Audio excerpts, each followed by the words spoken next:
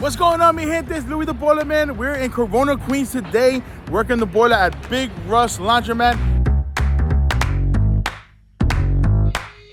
The man himself, that's the customer.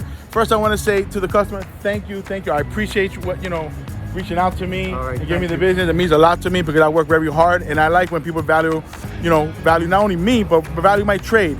You know what I mean? I wanted to ask you, how do you find us? Let everybody out there how YouTube works. Because he found me through YouTube and through all the associates. So I want you guys to hear from him, the man himself, hear directly from the source. So tell everybody out there how you hear from us and what do you think about Louis the Boiler Man? By looking at YouTube, I was watching a video and I was looking for someone to repair my boiler, and they were just the people I was looking for. So I called and they came and they found Louis the Boiler Man. Yes, the Boiler Man. Now, based on the YouTube video that you saw, what caught your attention about the video? What made you say that's the man that I need to fix my boiler?